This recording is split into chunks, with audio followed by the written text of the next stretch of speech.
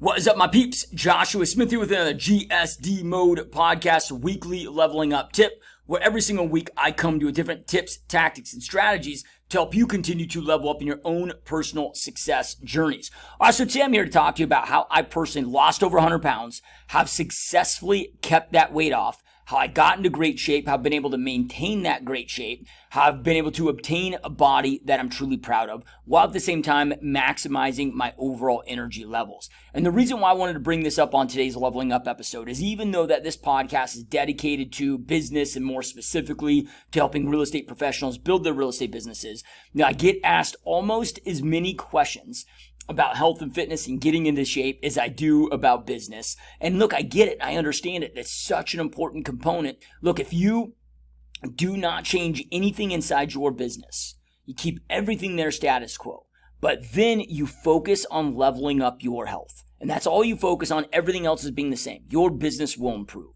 It is an impossibility to impact one aspect of your life without impacting the other aspect of your life. And look, we're also in just a time and an era that we are in where people's health is just drastically on the decline. You got 80% of the population here right now in America that's either overweight or obese. A lot of people are obese. You got over 50% of people that are obese right now. And look, being a guy that's lived both extremes.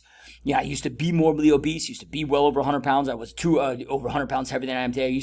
My heaviest was 276. Today I'm 172 pounds. I used to barely be able to get up a flight of stairs without getting winded. So I know what it's like to live in the two different extremes, from being at a point where I had no energy, from being at a point where emotionally and mentally I just couldn't stand myself, couldn't stand the way that I looked. I hated even looking at myself in the mirror with my clothes off or clothes on. Hated going out there and getting images done or whatever that was. I looked for every reason and every excuse on planet Earth to not have to go to a pool party or go to the beach with friends because I was too ashamed and to pull off my shirt. To live in the other extreme where it's like, man, even though I'm 41 years old, I can run circles, and I do run circles around those that work with me that are in their 20s. Having now where, hey man, it's a pool party, it's a beach party. Hell yeah, I'm there. I'm happy and proud to pull my shirt off. Now I'm not like one of these guys that walk around everywhere with their shirt off, but when I'm in those events, I'm not ashamed about it. I'm proud about it. Right?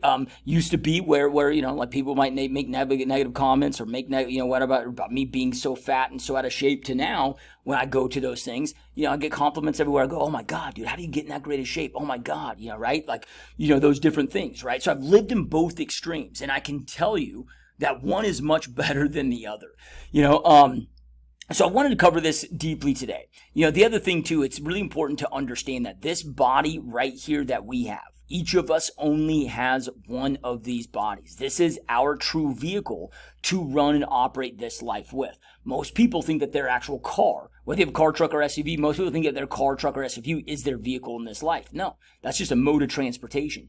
This vessel, this body, the only one that you have, is your only true vehicle to experience and operate life with, right? You might as well take care of it. You might as well get into great shape, right, and take care of it. So I want to walk you through what I did, what I continue to do, because it's been a journey. It hasn't been easy. I'm not here to sell you or talk you through any, like get rich quick or get in shape, like 6-minute abs. Look, I have a 6-pack and I maintain a 6-pack, and I've never found 6-minute abs to exist. Right? Like, number one, 6-packs are developed in the kitchen, not in the gym. There are, some, not that I don't work out with my abs, but, 6-packs are made in the kitchen, but the whole point of what I'm trying to say here is look, I'm not going to sit here and lie and say that this is an easy path. But there are things that I figured out that allowed me to have a hell of a lot more success with this. Because when I talk about this 100-pound weight loss journey, yes, I've lost over 100 pounds, and yes, I've kept it off for over a decade, and I continue to get in better shape. I'm in better shape at 41 than I was at 21. I have a goal of being in better shape at 51 than I'm at 41, right? It's like every single year I'm like fine wine, man. Things get better, but it's intentional, right? This isn't just, I'm not blessed genetically where this shit just happens for me. I have to work hard with it. And I'm intentional with it, but anyway, with losing that 100 pounds, it wasn't like I just lost this 100 pounds. It was more like if I total up, maybe 200 pounds, maybe even 300 pounds. I wasn't tracking and keeping track at that point, but it's like, okay, I lose 30 pounds, then I fall off the wagon, gain back 20. Then I lose 20, fall off the wagon, gain back 40, and then become heavier than I ever was. I had this big yo-yo thing until I got some of this stuff right, until I figured this stuff out. So this is what I want to walk you through here today and break this down with you today. Regardless of what your goals are, maybe you don't have 100 pounds to lose. Maybe you just, hey, man, I got this 20 pounds that I love to lose, that I need to lose. I feel better about my body. I'd be healthy. I'd have more energy. And look, you can be, in shape aesthetically, but be out of shape internally. I know a lot of people that you wouldn't think, overweight, you wouldn't think have energy issues, but have massive energy issues or have emotional issues. So much depression and so many emotional things that people struggle with today are also tied to dietary choices that they're making. So this stuff can be turned around. But we are amongst a time right now. One thing I want you to understand is we're amongst a time where if you do what the average person does, you are going to be sick. You are going to be unhealthy. You are going to have low energy. You're going to probably have, some mental shit going on right there with, whatever that may be. I'm not saying that all depression, all mental issues come from, food and diet, but a lot of them do, right? All right, so we're going to break all of this down. I want to make sure that you guys can have success with this. Now, real quick, before we do so, make sure to go check out gsdmode.com. where you can check out a bunch of additional free resources, free trainings, got free disc assessments on there, got my free ebook on there, 42 top tips from a top producer, got my free online masterclass training on there. You can also learn more about my personal coaching program and schedule a zero pressure discovery call with me to learn more about that. All right, enough about that. Check out gsdmode.com. Let's jump into this. Okay, so step number 1 is to make sure that you get clarity on your why. Like, why is this important to you? Why is going on this health journey important to you? Because as I said a moment ago, this is not easy. And look, for some, like now, for me, I'm like, I don't know, it's easy. Like it is easy now today. Right? It's easy for me to say, no, I'm not going to eat the freaking donut. I'm not going to eat the pasta. I'm not going to eat the bullshit. I'm not going to eat refined carbohydrates. I'm not going to eat the processed. Like now it's so easy for me today. Maybe people that haven't struggled with this, that just don't grasp and understand how easy it is to say no to one thing and say yes to a thing. Well, for me, especially in the beginning stages, for the first probably couple years of this journey, it was not easy. Right? It was extremely difficult, and the amount of pain that went into saying no to the foods that I love.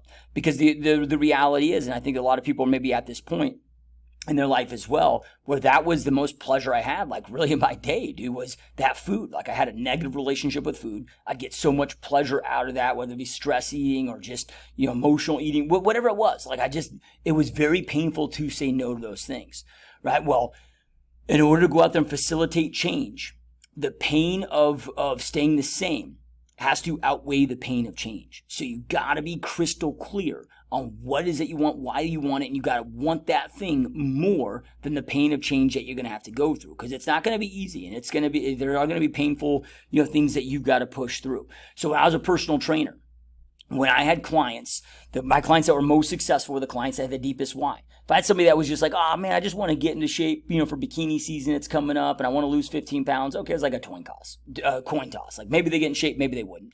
Half of them would stick with it, half of them wouldn't. But if I had that client that would come in, that would say something like, man, I need to get in great shape. I just had my first grandchild, and my father died prematurely of a heart attack. And when he died, we were about the same age, and we're in about the same amount of shape.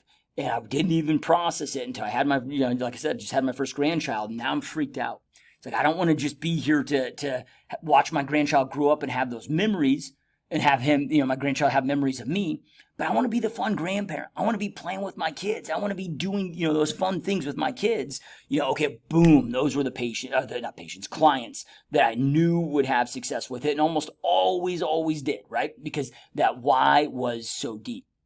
And I was having a conversation, this was several years ago, with a friend of mine that was making a lot of bad, health decisions. And he was, few hundred pounds. I can't remember his exact weight, but every year was just like stack it on, 20, 30, 40 pounds every year, just stacking on. And he had young kids.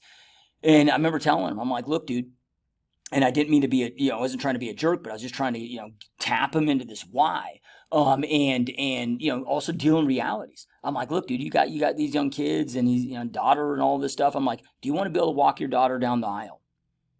And he's like, yeah. I'm like, okay, well, the path that you're going right now, there's a high probability that you'll be in a box underground. Or if you're not in a box underground, you're not going to walk her down the freaking aisle. You're going to have to be rolled down in a wheelchair because you're going to lose the ability to go out there and walk. Like, he was accelerating obesity at such a high level. And I'm like, dude, like, if you want to be here to see your grandkids, if you you got to tap into it. What is that reason? What is that core reason? Now, I wasn't thinking about marriage or kids or any of that stuff when I first started my journey with this, but I knew the reason why I hated it. I hated feeling the feelings that I felt. I just was disgusted with it. I was disgusted with myself. And I was just like, dude, I'm not going to tolerate this of myself ever again. I'm going to make these decisions. I'm going to make these choices. So the reason must be bigger than the reasons that come in as to why not to do this thing, right? There's going to be thousands of reasons as to why not to continue with this path. Usually there's going to be 1, 2, or 3 reasons as to why to continue. Okay, so then from there, make sure that you know and understand what your overall goals are. And you don't need to know and understand your overall goals to get started. But eventually, you want to, the more clarity you get on your overall goals, the more that this can become helpful. Because a common question that I get is like, oh, dude, what's the best diet? What's the best workout? What's the best thing for me to go out there and do? I'm like, well, it all determines based on what your goals are. Your goals are going to determine the specific diet makeup, the specific, workouts that you do is going to be highly, highly, highly determined based on what your goals are. So if I look at my goals today, my goals are threefold. It's number one, overall life, and these aren't like in a hierarchy. All 3 of these are equally as important to me. So I have to have a diet, a lifestyle, and workout regimens that allows me to accomplish all 3 of these things simultaneously. Okay, so number 1 is overall longevity, not just longevity, but just quality of life with that longevity. Look, I don't want to be somebody that lives to 90, but that's just, can't walk, can't move around, that's just, has no energy, that's confined to a walker, confined to, and those things might come up. I'm not saying maybe I get in a bad car wreck, like, some of these things I'm not trying to, speak negatively, of that. But the thing, if I can control it, okay, I want to make sure I can control it. So I want to, live as long of a life as I can, but also in a combination of that, I want to have the highest quality of life that I possibly can, with that longevity. Okay, number 2 is I have certain aesthetics that are important to me. Right now, you can call me vain, you can call me narcissistic, you can call me whatever, you can call me weak-minded, whatever. I don't give a shit, right? Like, I've just learned from me, how I feel best about myself is when I'm carrying a little bit of muscle, and I have low body fat, right? Like, I feel best about my body when I can see my abs. I got defined abs. So for me, I feel best when I'm about 8% body fat. Or sub 10%, I should say. That's where I feel best about myself, my body, everything with that. So I've got some aesthetic plans. It's a specific look that I want where I just feel best about myself, right? I feel the most confident. I feel the best. I feel good about myself. I'm proud to take my shirt off, all of those things. I don't need that just for the first goal, right? That second goal, it does help me with quality of life and confidence, all of those things. Okay, the third component then is energy management. Of course, I'm going to go out there and sleep. So I sleep my 7 or 8 hours a night, or however much I got to go out there and sleep. But then from there, let's just say I'm sleeping 8 hours a night. I want to be able to run hard for those other 16 hours. I don't want to ever have to take a nap. I want to have an abundance of energy. I want to be able to work a 12-hour day, then go hit the gym like crazy, then go run with my kids and hang out. I don't want to ever have it where energy is an issue, where I feel exhausted, mentally exhausted, or physically exhausted. I want to have an abundance of energy. Okay, so I put those 3 things together, and then boom, that then it dictates my diet. That then dictates the way that I train, whether it be resistance training, cardio, that then dictates that overall strategy for those things. And I'll go over later what that looks like if that's, just in case you're interested. Okay, so then from there, so phase number 1. So I'm going to break these down into 5 different phases. So those are just some important things. Now I want to get into these different phases that I went through. And really this phase 1 is kind of, we already talked about this, but this is just some maybe tips, that can help you stay on board with this. So, get clarity on what you want, which we already talked about, but then make sure that you're reminding yourself constantly of what your goal is and like why you want it, and just keep that stuff front of mind. It's like your vision boards. So, okay, all of a sudden I started, creating vision boards and putting pictures all over the place of the shape that I wanted to get in, my dream body, being able to do the things that I wanted to be able to go out there and do. Started reading, this was way before YouTube, but I'd watch, get VHS tapes or I guess CDs, DVDs at that time.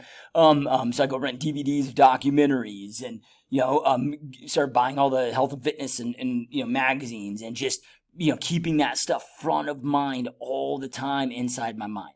Then from there, now this is going to sound silly as shit, but it was very helpful for me. So I'm going to share it with you, even though it's a little bit embarrassing.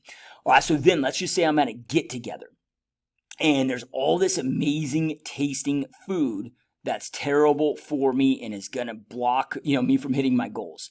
But I'd be tempted, because I had no willpower in the beginning phases. I had no willpower. I had no discipline, so what I would do is when I feel that hardcore temptation, I'd go to the bathroom. I'd make sure to lock that door behind me. I'd rip off my shirt and I'd look at my fat ass in the mirror and I'd be like, okay, do I want this? Is this what I want? Or do I want that? Because if I go eat that food that's out there that I'm tempted to eat right now, that I'm about, a minute away from caving into eating, that's what this is going to continue leading to. Do I want this or do I want to get in shape? And I just have an honest discussion with myself, just vulnerable, exposed in the mirror. And I do weird shit like jump up and down and watch all my fat jiggles. Jiggling. Thank God nobody ever walked in on me because that would have been extremely, extremely embarrassing. But it worked, dude, right? It just worked. It just kept that front of mind. I'd get disgusted again with myself and my body. I'm like, fuck no, that's not what I want. Like, I want this thing over here. So it gave me strength in the moment. Right? Because that's what I needed at those early stages. I hadn't developed. It took me about 6 months to control hunger pains, control diet, control those things. So I needed moment to moment strength. And that's what I did for that overall strength. Okay, so then phase number 2 is I had to understand how food actually worked. And what really food is, what it was, how it worked in the body. And the reason why is, when I first started dieting, and trying to go through diets and whatever to lose this weight. But like I said earlier, I'd lose it and I'd stack it back on and whatever. I had zero education when it came to food. I didn't know how food worked. I just thought it was all just about calories. And look, calories are important. I'm not one that doesn't say to count your calories because you need to count your calories. You got to make sure you're at a deficit. And we'll talk about that here. But what I discovered was, okay, if I was eating I just initially thought it was just all about calorie cutting. So I'd make sure to get, have my below calories of where I needed to be. But when they were made up with all this processed crap, refined carbohydrates, all of this stuff, well, my body wasn't losing the weight and responding in the way that it needed to respond. So then I'd get frustrated, I'd get discouraged, and I'd have a weak moment, and I'd cave into something, and boom, I'd fall off track and fall off the bandwagon. Right? So then I started educating myself on food. Well, how does our body actually digest food? How do we create energy? How does this work? Okay, well, then I realized, when we eat food and it starts with the saliva, saliva starts the digestion process and we're chewing the food, breaking it down, goes down our esophagus, is, going down in the digestive system there. But that food, essentially all those ingredients get broken down, small enough where they get absorbed in the bloodstream, then eventually get absorbed in the cells, and inside the cells they get absorbed in the mitochondria, and then the mitochondria emits a chemical called ATP, and then boom, that creates energy.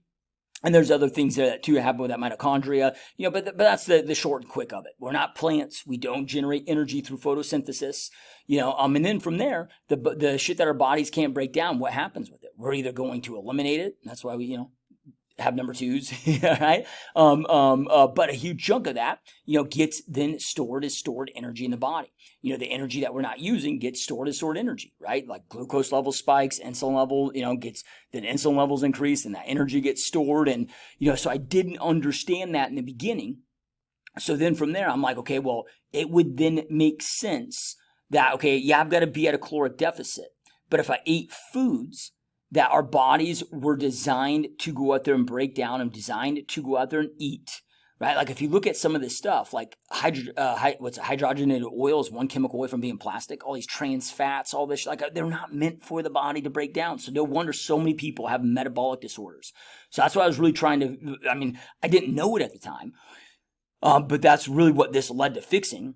Was a metabolic disorder that I had obtained of just jacking up my thyroid, jacking up my overall metabolism, through years and years and years of abuse and eating bullshit that wasn't supposed to be put into our bodies.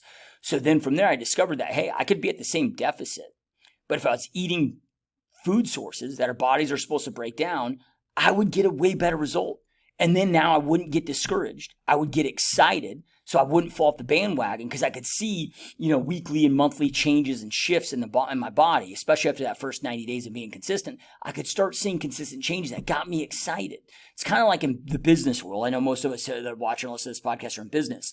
It's like when you're showing up each and every day and you're doing the works, but you're not seeing any wins, and you just keep getting beat down and beat down and beat down and beat down and beat down. Well, eventually you're like, fuck, man, I don't feel like doing the work each and every day, right? Like, got to see some small wins, and they don't need to be huge wins, but you start stacking up those small wins, you get those dopamine hits that wants to keep you on target, keep you on track. That's how the body is designed, right?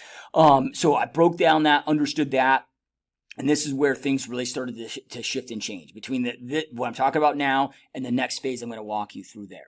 So then what I discovered through this was, okay, it's the math equation plus the food source, right? So math equation means that a calorie is a measurement. It's a measurement of weight. That's all a calorie is, right? So you got a measurement of weight, so a mathematical equation plus the clean food sources. So combine those together. So there's 3,500 calories in 1 pound of fat.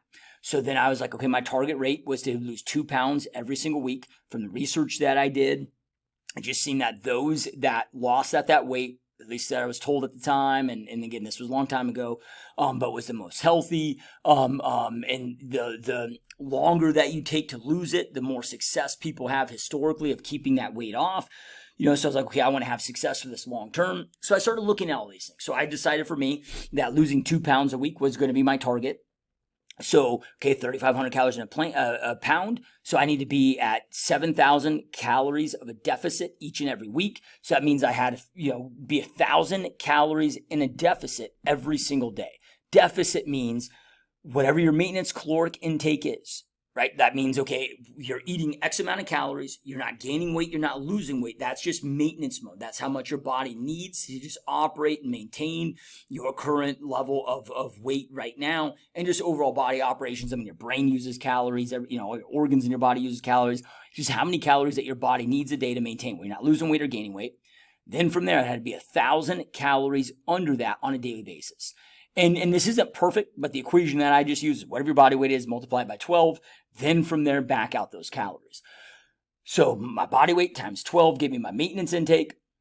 And then from there, I just subtracted out those calories, right? So the math equation plus clean food sources, right? Because I realized that the same calories when I was eating shit food didn't have the same effect as good, the same amount of calories with good food sources. The rule of thumb that I follow and have followed is if your great-grandparents didn't eat it, don't eat it, right? Like, what is our body meant to go out there and eat? One ingredient food sources. Okay, so then from there, phase 3. So now we get into, that's the education point. Now we get into the nitty gritty. One of the big mistakes that I made early on that allowed me to keep yo-yoing back, and we don't want to yo-yo, we want to be consistent. We want this to be a long-term, thing, right? Like, what's the fun of losing 50 pounds, getting in shape, and all of a sudden we gain it back or gain more back? And that's what a lot of people do, and that's what I did for a long time till I figured all this shit out. What I discovered for me was, okay, I got to get this diet thing figured out before I can introduce working out. One of the big mistakes that I made for me, not saying it's a mistake for you, but for me, I'm doing is sharing what I did here and what I've done, every time I started working out, and I always thought, okay, I needed the diet and I needed to work out simultaneously to go out there and have success with this thing. Okay, well, because in the beginning, I had no willpower, I had no discipline. So it's like, okay, when I would do that, I'd go start hitting the gym. All of a sudden, my hunger pains would go through the roof. But when I was weak and couldn't control those hunger pains and didn't have willpower and discipline around the food, well, then boom, next thing you know, I'm going through the Taco Bell drive-thru. Like I said earlier, Taco Bell was my jam, dude. 2 double-decker supremes with guacamole, Mexican pizza, nacho grande, guacamole, large Mountain Dew or Dr. Pepper. I'd mix up the Dr. Pepper Mountain Dew. Oh my God, that was heaven. Like at that time, if you would have asked me what my last meal on the planet would be, like if I was like on death row, that would have been my meal. Thank God Taco Bell got rid of double-decker supremes with guacamole. That definitely helped too. With that. But what I'm going here is I would just be too weak. So then I was like, okay, knowing and understanding that diet and working out is important, but diet is the majority of this, right? So I'm like, let me get this under control first. Like this is, let me knock this out first. Okay, so what I focused on then at first was, again, just diet. And now phase number 1 with this, before I started going extreme with each meal. Now I wanted to eat clean, so I was cutting out processed bullshit, all of that stuff. But before I went to the extreme with each meal, step number one was to just get control of the hunger pains themselves. So during this step, and it took me about 30 days. Each of these steps was about 30 days. So what I mean by this is I was trying to eat as clean as possible. But man, if I felt like I absolutely needed, this type of food, okay, like I'd give myself, that pleasure. But I made sure that my caloric intake was always where it needed to be. Right. So this was the, kind of the first initial step in this phase. It took me about 30 days. My whole objective here was to just get used to the hunger pains. So I could eat a meal, go 3 hours without eating the next meal, and not have to snack. And then maybe you're going to bed hungry, right? That's one of the hardest parts, I found about being in a deficit for me was getting used to going to bed hungry at night. Like I never went to bed hungry at night before. I have at points in my life. But at this stage of my life, it's been a lot of years before I was truly hungry, right? Because I get hungry, I'd eat. I get hungry, I'd eat, right? So I had to get used to that. Right? Because snacking is fucking terrible for you. Like, there's no need to ever snack. You shouldn't be snacking, right? Snacking, like, every time you introduce a calorie in the body, boom, you get an mTOR response. Like, that's going to put you into a growth mode. It's negative for the body. So I want to eat my however many meals that you're consuming a day, whether it's 3, 4, 5, 6, whatever your goals are, that's going to, deter from that. But I wanted to make sure that I could get to meal without snacking, and then eat my last meal of the day and not have to eat until my first meal the next day and get through those hunger pains when I was going to bed, all of those things. So, okay, I just focused on that. That took me about 30 days till my stomach shrunk a little bit or whatever is actually happening scientifically there. I don't really know. But anyway, it took me about 30 days where, okay, I got that down. This is, I'm not saying it was easy, but I got it down. It became, it was becoming a habit. Like I've got this thing down. So then from there, I started focusing on, and at that point I was focusing on one thing. But the next thing I want to share with you here is focusing on one thing at a time. Like, okay, one thing, we get that thing down, that event, becomes easy, it becomes a habit, we got that thing down, then let's focus on the next one thing, then the next one thing. I get some people that come to me that like, oh, dude, Josh, you're a freak, you do all these things, and I can't imagine. I'm like, look, dude, all I do is I focus on adding or breaking one habit at a time. And then when that habit becomes an actual habit, which means it just happens automatically without me having to think about it, then I continue that habit, and then I add the next thing. So I'm not really focused on one thing at a time. It's like I'm going to these extremes. Like, I'm living this life, and all of a sudden I go to the extreme, do this 180. Now I'm living, this style of life. No, like for me, and maybe you're a person that could go to the extreme fine. For me, I'm not. Right? Okay. So then, next thing was again habit acquisition. So the next thing I was like, okay, I'm going to just focus on eliminating every liquid in my diet outside of water. So now that I had the calorie count under control and the hunger pains under control, the next step was, okay, I'm just going to focus on cutting out everything but to drink other than water. So when I first woke up, I was like, okay, I'm going to hyperhydrate, drink 38 ounces of water. And then before every single meal, 15 minutes before each meal, I'm going to drink 16 ounces of water. Discovered two things with that. Number one, it made sure that I was getting the adequate water intake. But then number two, 15 minutes before each meal, if I drank 16 ounces of water, I wasn't near as hungry with that meal itself. So it helped tremendously with the hunger pains. Okay, then after 30 days, now I got my hunger pains under control. I'm at my caloric intake, and I got my water good. Okay, then from there, I just started working on meal number one. Now I'm going to work on getting meal number one perfect, right? So no junk food, no processed food, like the perfect breakfast every day. Then after about 30 days, I got that down, right? Then I went to meal number two. Then after 30 days, then I went to meal number three. Then after 30, right? Like just stacking those up. Then once I had my diet fully under control, okay, man, I'm able to eat at the calorie deficit that I need to be at 1,000 calories a day of a deficit. I got my water intake dialed in, so I'm not having to drink, diet sodas or anything to, push through. Got that dialed in. Got all my meals dialed in, so I'm eating clean, good foods. I've got all that dialed in. Then boom, from there, okay, then now I can start introducing working out. So it took me about 6 months to get all those things dialed in, where eventually I was able to introduce working out, but then I was able to manage those hunger pains because I had the tools, I had the habits, I had the strength, I had the discipline to not cave into, okay, when I get done out of the gym and all of a sudden now I'm extremely hungry, to not cave into those bad habits and old habits. Okay, so then from there, adjusting calories as needed, right? Because if we want to maintain that caloric deficit, right? Okay, well, if I'm at 1,000 calories a day deficit and I lose 2 pounds a week, well, each week that needs to be adjusted.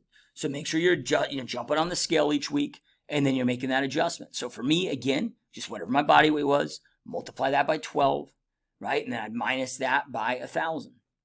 So I'd put me at my daily caloric intake, for those days to be on that target to lose 2 pounds a day. And 2 pounds a day, I know I said earlier that's what I, heard to be healthy, but also, if you're somebody that has a lot of weight to lose.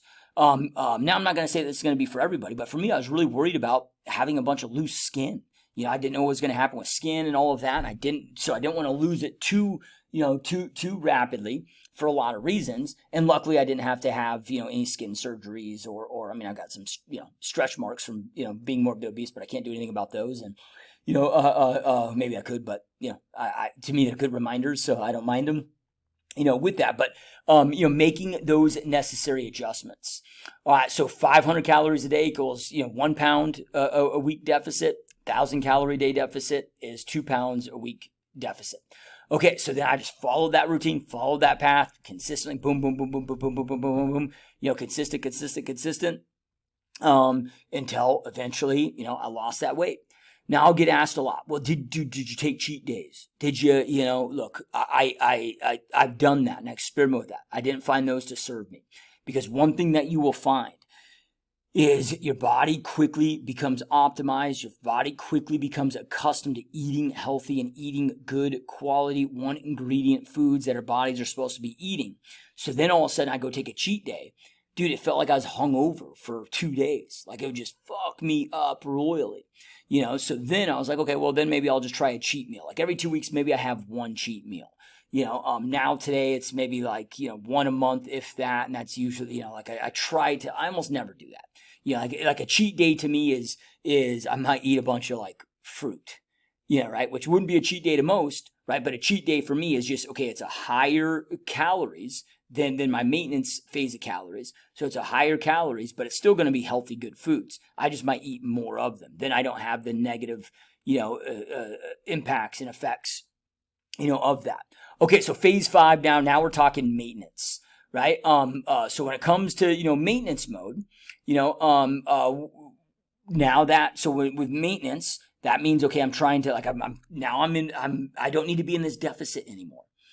So then from there, okay, like I'm going to figure out what my maintenance calories are, and I'm going to eat the amount of calories that I need. So I don't need to be in that deficit, but I'm still going to abide by all those habits that I adopted. Remember, this is a lifestyle. This is not some, fad diet temporary thing. I've never found those to work. It blows my mind, dude. It's like there's so many, crazy, gimmicky things that people want to sell out there, dude. It's pretty basic. Right? Like you consume less calories that, when you're trying to lose weight and get in shape, consume less calories than you burn, move your body, stay active, eat foods and the nutrients that our bodies are supposed to be, eating, and we get great results. Like it's just like, just follow common sense. Where it gets tough is in the average, like just modern life that we live. Right? There's so much money in food. There's so much, like, go look at today. Like, if you look at the food pyramid, was a sure way to get fat. But now look at, like, the government just backed a new study now that tells you that Lucky Charms are better for you than eggs or a steak. It's just utter bullshit. But you just got to understand that these are big food companies that are paying for these studies, that are paying for, that are paying to get these published, that are paying to portray a negative. Just use your mind, just use common sense, right? When it comes to this stuff. All right, so then from there, when it comes to that maintenance phase, I talked about this earlier, but making sure that again, what is it that you want to go out there and achieve? What is it that you want to go out there and accomplish? What are your overall goals? Because that is going to dictate, again, what your workout routine is, what your diet's going to be, and so forth from there. Like with my diet, like for the average person, I'm all about a high protein, low carbohydrate, and moderate fat diet. Like 50% of your protein, or 50% of your calories from protein, 35% of your calories from fat, 15% from carbohydrates. Like I haven't seen any evidence that like anybody should really be consuming over 100 grams of carbs a day. And make sure that those carbohydrates are not processed, not refined. Like if you're going to have carbohydrates, like vegetables, fruits, have some rice, right? Potatoes, but just, 100 grams a day, there's no need for anybody to be over that, unless your goal is to go out there and if you're a big runner, or it depends on what your goals are. Okay. If you're a big bodybuilder and you're wanting to go out there and, whatever, okay, you're going to have, days and off seasons where you probably need more carbohydrates for more glycogen stores, or if you're an athlete, like it's different for everybody. But I'm just talking about the average person, with this, for an overall health and longevity, that's what I found to be the best, when it comes to that. But again, just go out there and figure out what the best is for you. I'm not here to make this whether it should be, should I go on keto? Should I be, a diet like Josh is talking about? Should I go vegan? I've tested and tried most of those things, and I've, again, found what works best for me, and you can go out there and test and try those, with what that is. All right, so if I walk through, because I get this question, daily, like, what is your diet today? What is your workout like today? Let's first go through workout. So I resistance train 5 days a week. I like resistance training because it's for my goals, it's the best, right? Hands down, it's the best, not like a CrossFit. Because again, I got to keep injury prevention. Not that CrossFit and that kind of shit isn't good, but when you add compound movements and you that are supposed to be done slow and controlled, and you put speed behind that and you turn it into a race, you're going to get fucked up and you're going to get injured. Right. So, and I've experienced it myself with it, whatever. It's like, okay, I got to keep my joints healthy. I want to stay injury free, especially now that I'm 41. It's harder to heal from injuries. So with resistance training, I can control all of that, plus skeletal muscle and adding skeletal muscle. Now, I'm not talking about bodybuilding here. I'm not talking about getting yoked. I'm just saying that as you age, the more skeletal muscle is really the key to longevity and overall just quality of life. Especially when you get into those older years, you want to go in with good, solid skeletal muscle. It's going to prohibit you from, people that fall down, they get to a certain age, you fall down, you break a hip, like quality of life is essentially done, right? Okay, well, I want to prevent those. I want to keep bone density up. I want to keep, skeletal muscle up, all of those things. Then from there, when it comes to resistance training, I can control, like, okay, back when I trained when I was 21 years old, or in even my early 30s, I'd throw around a bunch of weight, trying to get big, trying to get strong, all of those things, working out for ego. Okay, now today, I do way less than half the weight that I did at that time, but I'm as muscular, I'm as, have more energy, all of those things, you can do this where everything that I do is extremely strict form. Very, like, the eccentric is very slow. So like if I'm doing, let's just say I'm doing a bench press, I'm coming down 5 seconds, pausing for 2 seconds, coming up, nice and slow, pausing at the top, squeezing the shit out of that chest, then coming down. And I train to positive failure for each set. But I do higher rep ranges. My first set will be, between 20 and 30 reps. My second and then from there, it's like, usually 20 reps, then 15 reps. My last set might be 12 and 15 reps, all the positive failure, but training that way, I can make 135 on the bench feel like 225. Now you got to remove ego from it. You're not going to look strong in the gym, but I don't care about that, right? Like, what do I care about? I care about injury prevention. I know what my goals are. So I resistance train 5 days a week. I do a body part a day, so I do back and traps, and I actually do abs and core every day, 7 days a week. So I'll do 3 sets of crunches, 3 sets of leg raises, and I'll do some planks every single day. But I actually do that first thing when I wake up, and then I resistance train at night right before I go to bed. Or that's the last after work. It's the last thing that I do, not right before I go to bed, but last thing that I do with that. So I'll do like back and traps Monday. I'll do chest and forms Tuesday. I'll do legs, so quads, hamstrings, calves on Wednesday. I'll do shoulders Thursday, and then I'll do biceps, triceps, so arms on Friday. Then I'll take 2 days off a week from resistance training. Then from there, cardio. I do cardio 7 days a week. I just walk on the treadmill or outside, just a slow paced walk, like 3.5 mile per hour walk. I'll walk for an hour, listen to an audiobook, between 45 minutes and an hour. That allows me to work on my cardiovascular system. That allows me to help keep some of that body fat off, but also because it's so low impact, it helps me to maintain and maximize keeping, the muscle on, so I'm not sparing a lot of muscle. So I'll get up, I do cardio first thing in the morning on an empty stomach, and then I'll train later in the evening with my workouts themselves. Then when it comes to diet, so as I mentioned, I wake up. Here's my daily routine. I wake up, I pound, pretty much a whole Yeti here, which is, 40 ounces, 30 ounces, whatever. So I'll pound a whole Yeti of water. Then I'll refill it up. Then I jump on the treadmill. I have a treadmill at my house. So that's pretty much what I do, because then I can, watch podcasts. Let's do a podcast, watch an online course, whatever. So I'll walk for an hour. Then from there, I'll do my abs, do my planks. That takes me like 5 minutes, because I only do 3 sets of crunches, 3 sets of leg raises, and then a couple, just sitting there with the planks. Then I'll stretch. Then I go into, now I'm starting my food. So meal number 1, I do 6 eggs and an avocado. So I eat the same thing every single day. So 6 eggs and avocado. Meal number 2 is a whey protein shake, 50 grams of protein. Meal number 3 is meat. So it's either going to be a hamburger patty, plain hamburger patty, where I'll throw mustard on that, organic mustard, organic ketchup. The reason why I say organic with those things is because the calorie count, there's so many sugars and condiments that people don't realize how much sugars they get through those. So with organics, a hell of a lot less sugars. Mustard at 0. Ketchup still has a little bit. So I'll do a lot of mustard and just a tiny bit. So maybe I get like, 2 total calories, or 2 grams of carbs from that. If I have a hamburger patty. Otherwise, it's going to be like flank steak or whatever. Next meal after that is 2 scoops of isopure whey protein. So there's no carbohydrates in it. I think there's 1 gram of carbs in that, but 50 grams of protein. Then after that, my next meal after that is 2 servings of Greek yogurt. I throw in 2 scoops of collagen protein with that. I throw in some hemp seeds with that, mix it up together. Oh, dude, it's good. It's yummy. You can throw in a couple pieces of fruit, whatever. That's my pre-workout meal. So I eat that 1 hour before I resistance train. So the only 2 meals that I'm really allowed carbohydrates is pre and post workout. So, and because I don't, like in my days where I'm not resistance training, I pretty much don't even eat them. Like because your body will break down everything into carbohydrates, right? So eventually, even on high protein days that I'm not resistance training, I don't need the extra excess glycogen stores. Like my body will figure it out, right? Like of how to make it if it needs some, so pre and post, I try to do 0.25 grams of carbohydrates per pound of body weight. So for me, that's about 35 grams before workout, 35 grams after my workout. So then I'll work out. Then right after my workout, I'll have a small piece of fruit.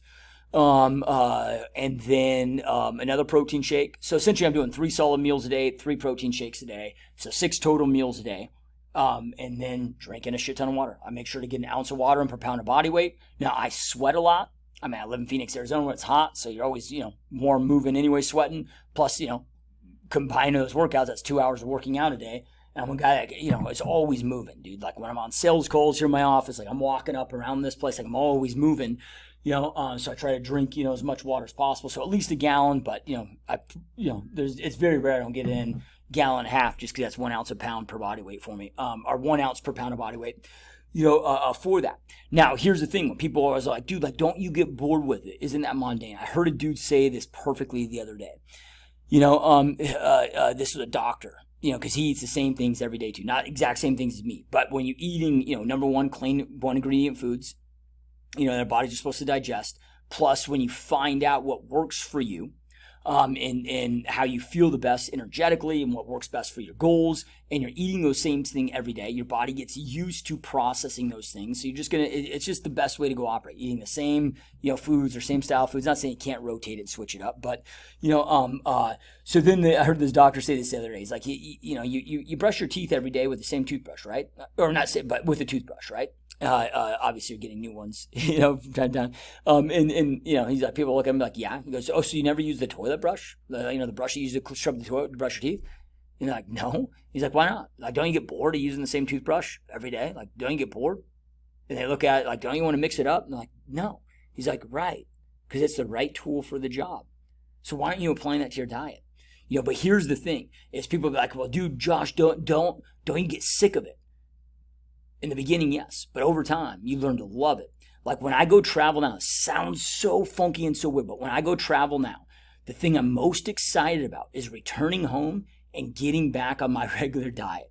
Like you learn to love it. Like so over time, you will learn to love it.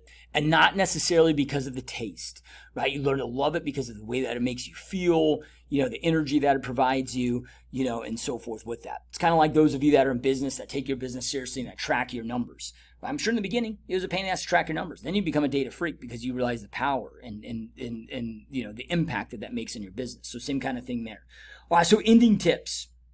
All right, make sure that you are planning. Success is in the preparation. Success is in the planning. Make sure that you are planning this stuff out, right? So you don't want to get yourself stuck in a position. So, okay, every single morning as I'm making my eggs, that's where I'm meal prepping.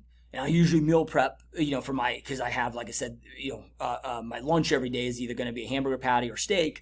So I usually cook 2 to 3 days up at once. Right. So as I'm making my eggs, man, I got the grill fired up. I'm prepping that stuff. I got that stuff up. I'm always taking inventory of my food, so I want to make sure I never run out of food. So I always have it there, so if I got to stop at the store, what I need to get, whatever, so like my wife and I are on the same page there because I eat the same things every single day. She knows how much I eat of them, how much I eat every day. And my wife typically does the grocery shopping. So, we're able to prep and plan for that. But then when I say planning, also plan on, okay, when you're going to go out to eat, if you're going to be in a situation, you're going to be on the road. Well, what does that look like? And sometimes this can be tough. Okay, when I fly on a plane, at the airport I might be stuck with air, but I can't bring it. I guess you can bring some things on a plane with you, foods, but you can be limited. It's hard for me to bring a steak on the plane, but whatever it is, okay, I can prep and plan for this stuff. For me, a lot of times I just intermittent fast during travel, like the days I'm actually traveling. I'll just be like, okay, I'm just going to intermittent fast those times, so I just won't eat. And intermittent fasting has some benefits there. But make sure that you're planning. So meal prepping. I know a lot of you in real estate, so you get on the road a lot. Okay, well, what does that look like? How should I plan? And there's, I have like a 6-pack cooler, not for 6 packs of beer, but it's called a 6-pack cooler because it has a zipper where it has 6 meals, put ice packs in there, can keep everything fresh for up to 8 hours. Worst case, if you got to pop into, QT gas station and use their microwave to nuke up something, and maybe I'll buy a water for, having to stop in and use their microwave so I can, I do that shit all the time. Me now, it's like, okay, I'm in my office. Usually I'm working from my actual office. I have a kitchen in here, so I'm able to, have all that stuff with me. But then also planning, okay, like when you're at events or you're going to, okay, like when we get together with friends. Okay, here's a prime example. We had dinner with some friends not too long ago. They invited us over there. I just asked, hey, I don't mean to be rude, but, what do you guys prepping and planning to have for dinner? Having all the kids over, so I didn't expect them to go out there and cook specially for me. So they were like, well, we're having, a bunch of spaghetti, pasta. I'm like, okay, cool. Right? It sounds great. Kids love that. My kids, whatever. I try to get my kids to eat healthy too, but, let them also be kids. So that's like 80% of their diet's healthy, but then, 20% is letting them be, enjoy that shit a little bit too. But for me, that's not on my diet. I'm not going to eat any pastas, not going to eat refined carbohydrates, not going to eat anything. So I just told them, hey, I'm not going to be rude. I'd love to come over, appreciate the invite, but I just want to let you know, like, I'm going to eat before I get there. So don't make extra for me, because with my diet, like I don't eat, can't eat that kind of stuff. It's not on my diet, so I ate right before I went, and then I brought a protein shake, so I could have it later because I know we were going to be there for a little while. So I was prepped and planned, and they didn't look at it as me being rude or me being a dick or whatever. And if they were, okay, they wouldn't be friends of mine. Yeah. Right. Like, okay, like it's like, okay, I don't drink alcohol. So, okay, you're saying that you're going to get offended and be rude if I come over to your get-together in your event and I choose not to have an alcohol, drink. It's like, dude, us being here together and being each other's presence and talking and collaborating, and that's the whole point of the get-together. It's not about us having to eat the same fucking food. It's like, okay, even at night, like my wife and kids will have, dinner. We'll all eat dinner at the same time. I'm eating my yogurt. They probably cook something different. They're not eating the Greek yogurt. But we're still all eating dinner together. Why do we need to be eating the same things? So prepping and planning for this stuff. So just future pace. Okay, if I get myself in this situation and position, what does this look like? Because you don't want to put yourself in a position where all of a sudden, fuck, now I don't have any food. It's been 3 or 4 hours since I ate. I need to eat. Now you're going to make a bad choice. And then from there even, learn how to read menus, learn how to, so like, okay, if I ever get stuck in a position where I can't, okay, I can stop into a gas station or a Walgreens or whatever, a convenience store, get a bunch of beef jerky, right? So then it could be a high protein, I'd rather have that than a protein bar or something else, right? It's going to be good enough to get me through. It's not optimal. It's not, prime, but in those crazy situations, okay, I kind of have backup plans, for those situations, right? So, last tip here, surround yourself with healthy people. You guys have heard a bazillion times, you're an average of the 5 people that you spend most time with, right? Hang out with 6 broke people or 5 broke people, you're the 6th broke person, so, with this, it's like, okay, it becomes that much easier, when other people are making healthy food choices, when you're going out to eat, and everybody's like, oh yeah, we want to go to that great organic place that has, this, and we can get healthy food options, and everybody enjoys that, and everybody wants to do that stuff. Like I want to hang out with friends where it's like, hey, let's go paddleboarding for the day. Let's go hiking for the day. Let's go snowboarding for the day. Let's go mountain biking for the day.